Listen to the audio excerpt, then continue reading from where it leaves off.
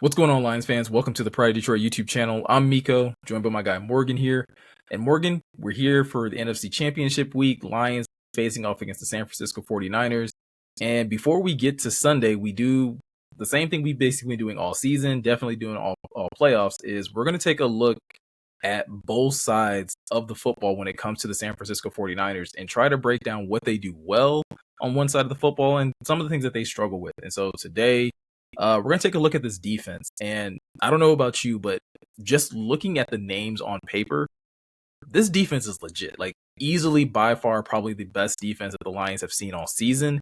And we kind of talked about this even a little bit last week with Tampa Bay.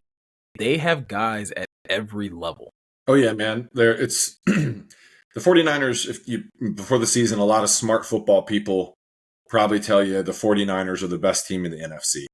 It was almost consensus. If you're asking non-biased people, even me, we're big Lions fans. We probably would have told you San Francisco's the best and most complete roster in the NFC for sure. And here they are. They're the one seed for a reason, Meko, to your point. And yeah, especially on defense, offense too. But we're going to get to that in another video. We're going to focus on the defense today. But yeah, every level they have all pros, and we're going to get into it. But yeah, they're top to bottom. They got playmakers, difference makers, you name it, however you want to phrase it. Ballers. Yeah, absolutely. So let's go ahead and jump into the tape. We actually have 10 plays to break down, 7 things that they do well, and a couple things that they don't do very well based off of what we saw Green Bay do to them just last week in the divisional round. So let's jump into, again, one of the things that I think the 49ers defense does really well is defend the run. Like, I think they are a very good run defense team. Really good on their front four, their defensive line, but they also have really good linebackers that are not afraid to come up and be a part of the run support. Yeah, and it starts with it starts up front for San Francisco for sure. They've devoted a lot of assets and resources to making that a strength on the roster for several years now. But man, Dre Greenlaw and Fred Warner, of course, are probably the best off-ball linebacker duo in the NFC, and then Baltimore owning that title in the AFC with Roquan Smith and Patrick Queen. But yeah, these guys can do it all. They get downhill. They're good against the run in terms of getting to their run fits and being physical down near the line of scrimmage. They can run sideline to sideline. They can cover, which we'll get into in a little bit. But yeah, this is just a good fit overall. They fit it up real well, and it's a good play by Greenlaw. And he pops on tape, right, Meko? When you're watching, he flies around, him and Fred Warner. Oh yeah, no, absolutely. If there's a tackle being made anywhere within like the first 5 yards of a play, it's more than likely Fred Warner or Dre Greenlaw. But it's also, I mean, again, like you said, it starts up front with this defense with guys like Nick Bosa, with Armstead. Like, those guys are really play big parts in this run defense as well. And I think for Nick Bosa especially, I know a lot of people just think about his sack production, but he does a good job on this play of sealing the edge and basically not giving Travis Etienne any room to kind of bounce this play outside. And that gives, Greenlaw and the rest of these linebackers and the rest of the secondary to come up and rally and keep this to being like, basically no gain on this run play. Yeah, Meko, really good point with Eric Armstead. Watch 91. He's just going to take on the double team, split it, and doing so, he just causes Etienne to get off of where he probably wanted to go with the football, and they're able to rally. They really do run to the football well, too. That's something I've really noticed that pops out when you stop and start watching their defense fly around. So, yeah, you see a lot of this on tape, but then at the end, we're going to show they have some weaknesses, too. It's not an impenetrable suit of armor, right? No, absolutely. I mean, again, they, much like any team, right? You can find good tape, you can find bad tape. The thing with the 49ers, though, is because they're such a good team, it's harder to find the bad tape. You're definitely, going to find a couple plays here or there where it may look like, they're getting kind of taken advantage of. You and I were talking before this. Again, if you were just going by stat sheets and things like that, there's a game where they played the Arizona Cardinals where they gave up over 200 yards rushing, and you would probably flag that as like, oh, maybe they're not that good. But then you start to like break down the tape and you start to go through some of the, the breakdown of like how some of these plays unfolded, and you start to take away some of the big plays, and you're just like, no, this is still a stout run defense that can basically match up with anybody. Yeah, and it's similar to the Lions. There's going to be games here and there where that pops off, and you're like, "Dang, they were." I guess they're not that good, but no, they're really sound. And to your point earlier, like Nick Bosa gets a lot of his press clippings for getting after the passer, but he's a complete defensive end. Much like Hutchinson is, he's good against the run. He's going to set an edge. He's going to get TFLs because he's causing chaos, like Eric Armstead did that last rep, and this next one I really like too because it's a good example of Fred Warner just flying to the football. Right, this is impressive. Yeah, this is one of those, like, I'm right there with you. I'm becoming more and more of a Fred Warner fan these last couple years because he plays linebacker the right way, and I say that in kind of like comparing him to some of the great linebackers that we have in NFL history, the Ray Lewises, the Brian Urlachers, like guys like that just knew how to play the position the right way. And Fred Warner is one of those guys. He's a see ball, get ball type of guy. Yeah, very exactly, Miko. He has that all the physical traits you could ask for in a linebacker. Fred Warner has them, and they're on display here. And on top of that, this is what makes him a first team All Pro. Like several of them are on the San Francisco roster. It's just all the abilities there, but then all of the awarenesses too. Like he immediately diagnoses what Green Bay's doing. They're trying to stretch him out here and get to the edge. You got some guys getting out in front, but it doesn't matter. He's there in a flash and able to bottle it up before it really gets going. Yeah, and again, this is a situation, I think it's almost like the Nick Bosa effect because you have a double team on Nick in this situation, and 85 for the Packers just hangs on to that block a little too long, and that's all Fred Warner needs, that little bit of like an extra second to be able to be in the backfield to make this tackle. So again, if you're the Lions, if you're seeing this stuff on tape, you're probably looking at your tight ends and being like, hey, we got to have good, solid chip blocks, but you can't linger because these linebackers are coming as soon as they recognize what's going on, any type of misdirection or anything like that. Yeah, I think Dan said something earlier in the week, or someone I believe said this. They're like, they need to play with their hair on fire, and like you do, especially going against this defense. Everything's gonna have to be quick, efficient, timely, like all of that. Because to your point, if things are a little bit delayed, or you're late getting to your spot, or you're late getting to your assignment, they're probably gonna make you pay, man. Because they've been together a while. This unit's been a top ranked unit for a while because of players like Fred Warner, Bosa, Eric Armstead. Like it goes on and on. They added Javon Hargrave, who we're going to show in a bit. So yeah, it's all there and it pops. They're a really good unit. Yeah, 100%. And like you said, we've mentioned him a couple times already, but Nick Bosa is still that guy, right? Like obviously, I know people have kind of been pointing out the last couple of weeks that he's a little bit on a drought when it comes down to sack production, but it doesn't mean that he still can't impact a game.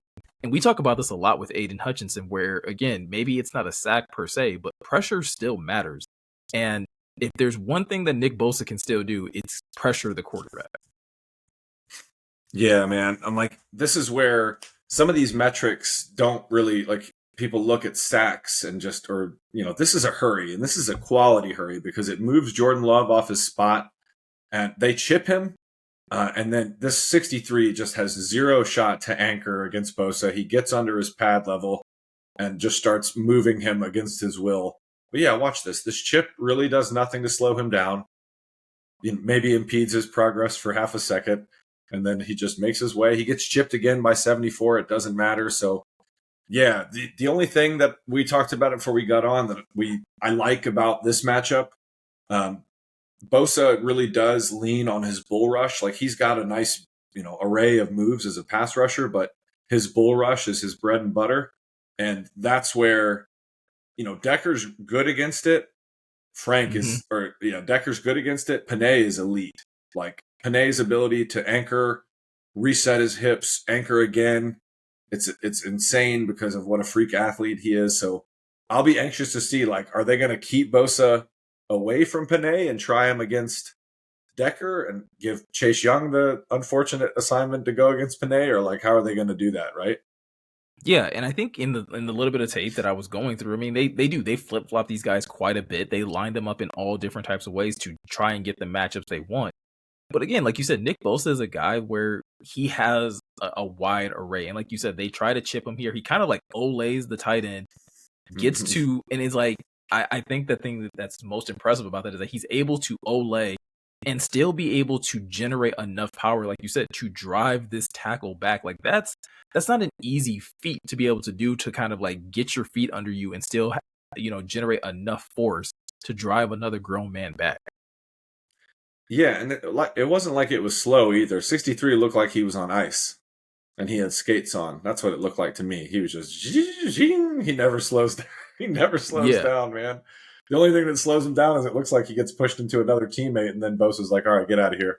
I got to chase your quarterback now." So, yeah, that's going to be a key matchup because they're good players. Bosa being elite, Chase Young being a good player, probably not what he was when he first came into the league. Unfortunately, just after getting injured and things like that. But yeah, it's going to be a tough assignment. But again, the Lions tackle duo, you could argue, is maybe the best in football. And it features a first team All-Pro. So, do with that what you will. Yeah, I think, like you said, I think it's a really interesting matchup to watch in this game because you get two solid tackles against two very capable pass rushers on the edge. But again, like I was saying, Morgan, like the thing that makes San Francisco tricky though is that just because they have two guys on the edge doesn't mean that's where they're going to line them up 24/7. Yeah, and this is this next rep is, I thought this is really interesting and it's a cool look. And if you're Hank Fraley going through the tape this week, you're probably like, oh man, this isn't fun to deal with. So what the Niners have done here is taken Chase Young and Bosa and have them stand in the basically the 3 technique, and then they had Javon Hargrave and who was the other end out there? Oh yeah, Eric Armstead. Yeah, and they have them out wide working against the tackles, and it's just a good change up, man. And this is meat at the quarterback. Bosa gets there, Hargrave gets there, and it's chaos, right, Meko? Yeah, and this is the type of stuff that puts pressure on your offensive line, not necessarily saying that like, hey, that these players are more talented, but again, it's a different look, it's a different matchup. So if you're Graham Glasgow or ideally this week or more likely this week, Coyote Awashika, you're going to be accustomed to going up against, Hargrave and Armstead for a good chunk of the game, not to mention some of the other defensive tackles they're going to mix in. It all of a sudden is a huge curveball when all of a sudden you have Nick Bosa in front of you or you have Chase Young in front of you, because now the pass rush is going to look drastically different than what you've probably seen for most of the game. Yeah, you're right, Meko. And they do a good job of incorporating stunts in games to where, it's a lot going on. And we talked about it before we got on, but with Jonah getting hurt last week and then being out the whole, he was ruled out early. It does give Coyote a good chance. Like, they're going to have him in prep all week. He's going to be prepping to be the starting left guard in the NFC Championship game, going against one of the more formidable fronts, maybe the most formidable defensive line in the NFC. So, yeah, it's a challenge, but Hank Fraley is one of the best in the business, and the Lions offensive line is still really strong, in my opinion. Just even down a starter, we've seen it. They've had to battle through this. If you're not familiar, if you haven't watched a lot of Lions football this year, and you're coming here from the Niners fan base, they've been banged up. Frank's been out a couple games. Frank Ragnow, their second team All-Pro center, been first team before. Should have maybe been first team this time, but Jason Kelce got the legacy vote anyway. Yeah. So it's just, but they're still going to be. Go ahead. Yeah, I was going to say, and Jonah's been out for a large chunk of this season, right? Like Jonah's missed a lot of games, and so they've like, to your point, they've had to shuffle the left guard spot between Awashika. We've seen Sorsdal in there. Awashika's probably been better, more consistently in comparison to Sorsdal. So there's some familiarity. I think that's like the one thing that you're at least getting. And if Frank played all of that last game, really banged up, I think they're going to literally have to carry him out on a body bag to get him to not play in this game. Like, that's how serious I think he's committed to playing. So, that's what makes him, to your point, a second team All-Pro type of center, someone that's up there with the, Jason Kelce's of the world, because Jason Kelce has kind of established that type of reputation for himself as a guy that's going to go out there and play through injury and play hurt but still be able to play at a high level. If the Lions can at least get that from Frank, it at least makes communication, which is also another huge part of dealing with the 49ers defensive line. The communication part starts to, feel a little more sound because you know how, good Frank is as a communicator.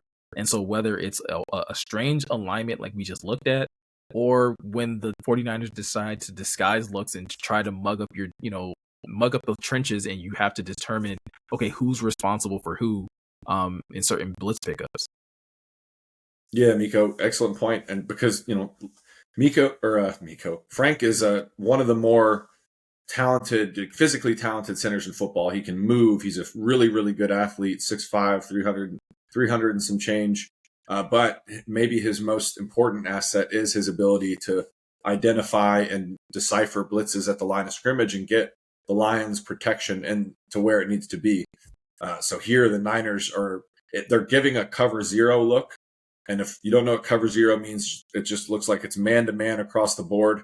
But then they jump out of it, and it looks like they drop into a zone. And I don't know what Jacksonville's doing here. It looks like a screen, but the communication isn't there, and no one blocks for poor Trevor Lawrence. But this is something that they'll throw at you. They'll have a bunch of people down, muddying up the line of scrimmage, and they're going to have Frank Ragnow and Jared Goff be the ones to identify, all right, who's coming and who's dropping, right, Meko? Yeah, absolutely. And again, when the quarterback and the offensive line isn't on the same page, like, this is what you get. You have some guys that are, like you said, going out for a screen, other guys that are kind of trying to stay in and block, but they're blocking the wrong way. These are little details, but it's just things that you can't have happen with your offensive line with a group like this, because these guys are already going to be difficult to block one-on-one. The last thing your quarterback needs is you giving them just free run at him on any given play. Yep. And it's going to be on Frank, and then it's going to be on Goff. Like, you don't, even if there is going to be a free runner, you need to know, Goff's going to have to know who's hot and where the ball needs to go. And it has to happen quick, because you don't want him to get teed off on by a Greenlaw or a Tashawn Gibson on a safety blitz. Then they have a bunch of guys who can rush the passer besides the defensive linemen that we've been talking about. Like, there's guys at the second level that can really get after the quarterback too. And Fred Warner talk about, he has a lot of hair. That hair looks like it's on fire, especially when he's getting after the quarterback. Yeah, 100%. So that man can go. And I think the other thing that, again, that makes things like really difficult for the Lions offense, or things that the Lions offense is going to have to figure out before they, again, line up against San Francisco this Sunday, is like, yes, that front seven is nasty, right? They'll get after you, whether it's run defense, pass defense, putting pressure on your quarterback. All of those things they can absolutely do with just their front seven. But that doesn't mean like the back half of this defense isn't solid either. Like, they have some really competitive and tough guys in the secondary, Shavarius Ward being, probably the leader of that group. And they make life really difficult on quarterbacks when it comes down to being able to complete passes. Yeah, Ward is one of my favorite corners in the game. Second team All-Pro this year. Long arms, physical, wants to get at the line of scrimmage and get hands on you, reroute you, get you off off where you want to be, get you off your spot. So here, they're going to be, you can kind of just see him reading the quarterback and just makes a really awesome play on the ball. Right, Meko? Like, this is teach tape. Meets him at the high point of the ball, gets a hand in there, and complete. Yeah, absolutely. Again, this is everything that you want your corners to be able to do. If you can't make a play, if you can't obviously get an interception or anything like that, play through the body of the receiver and get a pass breakup that way. And he does a really good job of that. Romeo Doubs isn't a small guy, right? No. So it's not like, you're just plowing through a smaller receiver. Like you're saying, you're competing at the catch point and really disrupting the receiver's ability to complete this catch. And again, this looks like an open throw, right? Like, I mean, he has a good amount of leverage and space at the beginning of this route, but Ward does a really good job of closing that space down and meeting him at the catch point, and this is why it's an incompletion. Yeah, and this is one thing that pops off when I watch Ward too, is the timing. The timing's always good. He's good at arriving at the right time, not getting there early and drawing a flag. And he's physical as shit, to be honest with you. So like the fact that he doesn't get flagged more than he does is impressive, because again, he wants to get hands on you. And he will. Like, it's going to be, we talked about it, keeping, we know Saint is physical. We know that. Amon-Ra St. Brown is a bulldog, all right? And a bully for all intents and purposes. A good one, a benevolent one, if you're a Lions fan. But other than that, the Lions don't have a ton of big-bodied receivers. So if Ward is out there against the likes of Josh Reynolds, Jameson Williams, they're going to have to win at the line of scrimmage and show that they can get free. And that Jameson's release package is getting really nice. I will say he's hitting people with some nasty stuff off the line of scrimmage, but that's something we definitely got to keep our eye on, right? Yeah, absolutely. And Ward is, again, when you play in the same division as DK Metcalf, right? Being physical is something that just is going to be required out of you. And he does, like you said, he does it probably if not the best, just as good as anyone else in the league, of being able to understand how physical he can be with receivers without drawing, DPIs or defensive holdings and things like that. But again, I want to go back to this linebacker group, because I think that's another, again, a really big strength of this defense. And you pointed out something to me earlier when we're talking about the teams that are like left in the playoffs, or at least like who could be considered the best teams in the playoffs between the Ravens and the 49ers. They both have some really good linebackers, and they're not just good in one area. It's not just run defense, and it's not just getting out of the quarterback. It's also in pass defense. And so that is another really big part of what makes the 49ers a good pass coverage defense, is that the fact that their linebackers understand their responsibilities as well, and they can carry in coverage just as well as some of their secondary players. Yeah, I love this next rep that we're about to see from Dre Greenlaw here. So when you think of Dre Greenlaw, you think about him getting downhill and just blowing up ball carriers, right? But here he is going to travel. He's going to get into his drop, and he's going to travel with Christian Kirk. He's going to run with him. You called it out earlier, Meko. Most linebackers aren't really going to carry a receiver through a zone like this. And Christian Kirk can run, but Greenlaw's in his hip pocket, essentially runs the route for him. And this throw never really has a chance from Lawrence. He's really lucky it doesn't get picked off if more people were aware that the ball was arriving. But yeah, this is just kind of skips at his heels, right? Yeah, and I think this is something, like I said, to your point, right? Like, you don't see a lot of linebackers carry routes this far. More importantly, like, especially if it's not on their side of the field, like Dre Greenlaw is in the middle of the field when this play happens. He gets eyes on Christian Kirk, and he's like, oh, he's going to start coming this way, so let me meet him at the point where I can basically help my secondary out and make this, a no throw for, or at least a more difficult throw for Trevor Lawrence. Martin, that's aware of what's happening on the field. These types of plays become way more difficult to hit. Yeah, and they can do it all. Like, that's the cool thing about Warner and Greenlaw too, is, besides getting them just a break here and there, neither of them really have to come off the field. They're going to be able to run with your backs and tight ends. That's going to be a good test for the Lions rookies that have been just balling lately, in running back Jahmyr Gibbs and tight end Sam Laporta. So yeah, those are key matchups, right? They're going to have to win some one-on-ones against Greenlaw, against Fred Warner. And Goff has been throwing into some really tight windows lately. I'll give him a lot of credit. It's been really on point. Especially a lot of those in-breaking routes with St. Brown and Laporta. So you're probably going to have more of those this week, because they are so good, especially right up the middle of their defense. Yeah, and those throws have been very necessary as well. Like, I think early in the season, we kind of criticized Jared a little bit that he's not going to usually make those types of throws. But when you start to get into the postseason, that's probably all that might be available to you, that you're going to have to start making plays, and that you're not going to just get easy layups 24/7, and definitely not against a defense like this. But as good as this defense is, Morgan, you kind of alluded to this earlier, there are still some cracks in the armor, and a lot of those cracks got exposed last week when the Green Bay Packers went to face off against the San Francisco 49ers, specifically starting off in the run game. And again, we already stressed the fact that we do think that they're a good run defense, but Green Bay was able to find some success against them.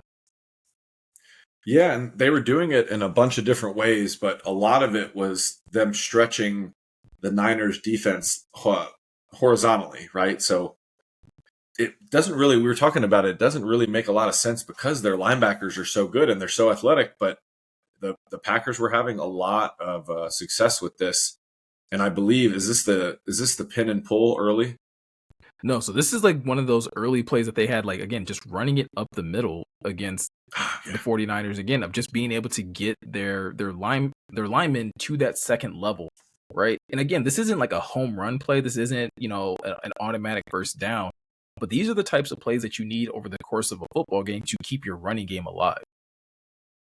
Yeah, and yeah, not everything can be a home run. And yeah, I got my ones flipped up there for a second. But yeah, you'll watch the double team here. So he climbs, and this is what they were having a lot of success with. The Niners defensive line was having some issues holding up at the point of attack, and the Packers offensive line was getting to the second level and getting hats on Fred Warner, on Dre Greenlaw, and that's when Aaron Jones was running free through the secondary. But yeah, to your point, this is just like a nice little 5-yard chunk, and this is what keeps them chains moving. Not everything can be 15 or a 50-yarder, right? Sometimes you need these 5 yards, 4 yards, and a cloud of dust just to keep things on schedule. Yeah, absolutely. And if, again, to those that are 49ers fans that didn't watch maybe the Tampa Bay game, when the Lions played them, like, they weren't necessarily getting plays like this, but they kept their running game alive, even just feasting off of 3 and 4 yard runs.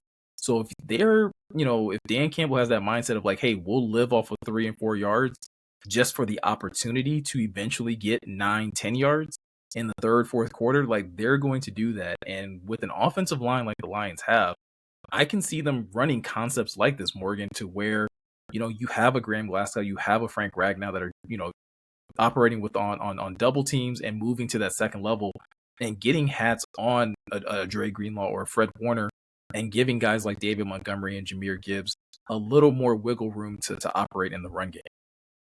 Yeah, and one more thing you'll see here is Sebastian Joseph Day is lined up basically over the left guard, and he's going to get moved off his spot quite a bit by 71, the center for Green Bay. So you'll watch, moves him, is able to climb. It didn't really matter because he was already, the back was going, Aaron Jones was going down. But yeah, if the Lions can have success doing that, taking care of the Niners interior and climbing, like getting Frank Ragnow and Graham and Panay into the second level, I like that matchup, right? Because I like Panay against anybody. I don't care who it is.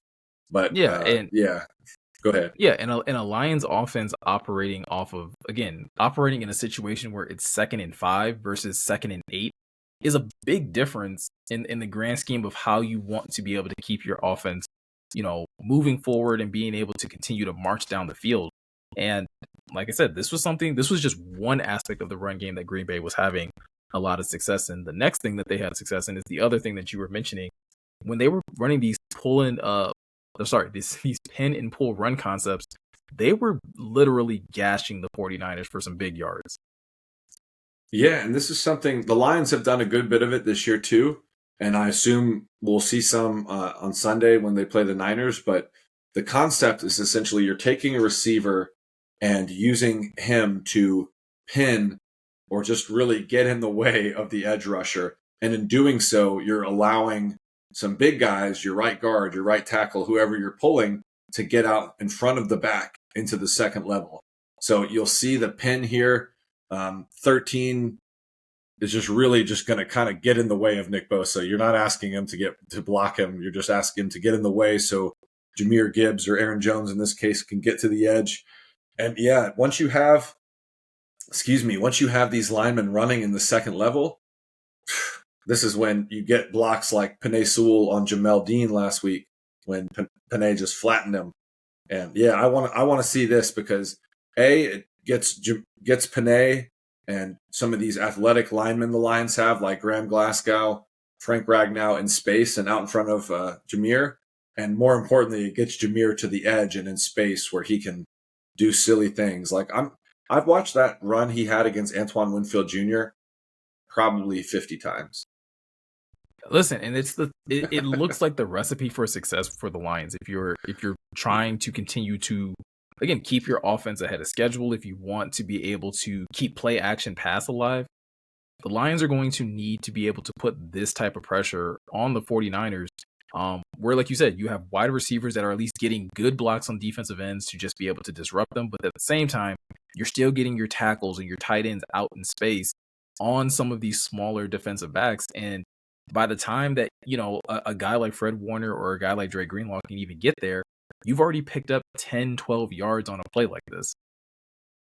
Yeah, and at that point, they're already in the second level. You're absolutely right. And I want to see this because we were talking about it, stretching them horizontally, right? That's what you want to do. Stretch them out horizontally.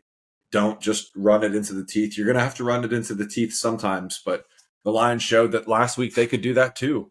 Shoot, Amon-Ra, I haven't watched the whole podcast yet, but he said Craig Reynolds was in on accident on that fourth down.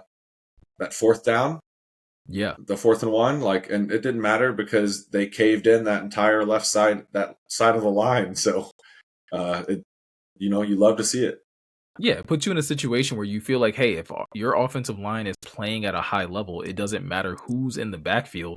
They're going to be able and capable of picking up yards or scoring in the end zone, no matter who's in the backfield. And that is the strength of this Lions team at the end of the day, is what they're able to do in the trenches. They have very talented receivers in Amon-Ra St. Brown and Sam Laporta.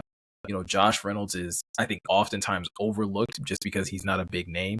Jameson Williams is literally a big play waiting to happen at any given moment. And I was even talking, I think I mentioned this to someone on our, in our YouTube comment section about Jahmyr Gibbs. He's obviously starting to grow even more so in the passing game. So there's a lot of ways that the Lions can attack the 49ers from an offensive perspective, but it's always going to start with that offensive line. Yep, it's the engine. Like you said, the Lions have a bunch of really talented skill players. Amon-Ra St. Brown's a first-team All-Pro. Could be of All-Pro in the very near future. Is already maybe I would say the fastest running back in football, but I'd have to go think about that some more. But just you'll see the short area quickness very quickly on Sunday, just hitting different gears. His vision's really strong. He got a lot better in pass protection. Frank Ridenhour gave him a shout out today during his media availability, which that's big coming from Frank. So I love what I'm seeing from them, and if they can get that going, to your point, Meko, it's going to go a long way to maybe making the Lions move on to the Super Bowl. Yeah, absolutely. Because if the run game starts going, Morgan, we know this to be very true. If the run game is going well, play action pass is not too far behind, and that makes those plays even more likely to succeed.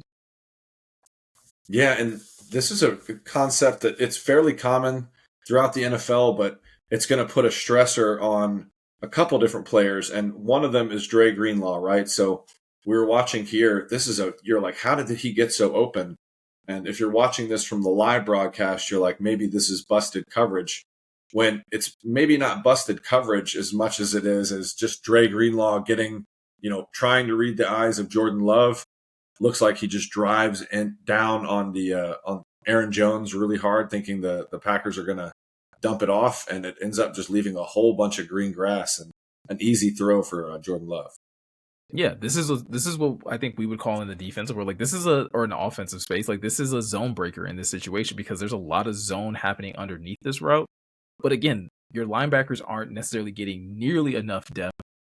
Dre Greenlaw still has to respect the fact that, hey, Aaron Jones is coming out of the backfield. They also have another, skill player kind of leaking out into the flat a little bit. There's a lot happening underneath to keep the linebackers' eyes busy that, again, a crossing route on the backside can kind of start to develop, especially if you're not in man-to-man situations where the corner's not able to carry that route from to the other side of the field. Right. Yeah, exactly. And I wonder, how much of it was whoever this is at safety at the top here, towards the top of the screen coming down. He looks like he carries the seam and then breaks off and turns around. He's like, oh, whoopsie. I wonder, like you said, though, it puts a lot of defenders in a precarious position, both Dre Greenlaw Who is that? That safety 20. Oh, so 20 is I think it's the corner from Michigan. Oh, is that Ambry Thomas going down right there? Yeah, Ambry okay. Thomas. And so you see him kind of point, and he's trying to communicate like, hey, like he's crossing. But again, like no one is able in that situation to kind of pick this up late in that sense to be able to carry this route. Fred Warner does a good job of taking away the initial throw, but because this is a crossing route, without Dre Greenlaw being able to recognize the crosser and being able to get more depth in his route, like this play was bound to happen. Yeah, and I see what you're talking about now with Ambry Thomas at the bottom of the screen pointing like, hey, he's coming this way. You guys got to switch that. But yeah, it just looks like it's too much going on. And as good as San Francisco is defensively, they're not infallible to like mistakes like any other unit. And the Lions are good. This is where St. Brown thrives, finding those soft spots and zones. Sam Laporte has gotten really good at it. Shoot, JMO has been making quite like some tough catches in the intermediate areas of the field in the last few weeks, and just not as many big plays. They're trying just because they want you to know it's there, because he's probably, if he's not the fastest player in football, he's second fastest. Top 5, right? Like we could easily say like that for sure. 100%. St. Brown, I think Amon-Ra said on his podcast that JMO's is probably faster than Tyreek once they start striding. Like Tyreek probably beats him the first 10, but like JMO's strides are crazy because he's just a natural sprinter. For sure. And I would believe that like without a shadow of doubt. Crazy. But I mean, looking at this defense, looking at them on tape, and I get it. Like there's so much more that we could have talked about, Morgan, with this defense, right? We could have done an entire film study on just Nick Bosa and how talented he is. We could have done an entire film study on Fred Warner. Same with Dre Greenlaw, with Eric Armstead. Like there's so many talented players in this defense, and the purpose of a film study like this is to highlight the things that they do well. And there's a reason why their weaknesses are really coming from one game, because there's not a lot of games throughout the season where you saw the 49ers defense get taken advantage of. But with that said, the stuff that is on tape, I do think that gives the Lions at least a game plan, something to scheme up to be able to be like, hey, if we can attack them in this form or fashion, we may be able to hang with them and potentially, again, get out to a lead and apply a lot more pressure on their offense to convert every time they have the ball. Yeah, and it's a unit that's good enough to make plays even on their days when they're not necessarily at their best, right? And I know that's kind of a weird, you're like, what? But they figure it out. Like the Packers, they were getting gashed.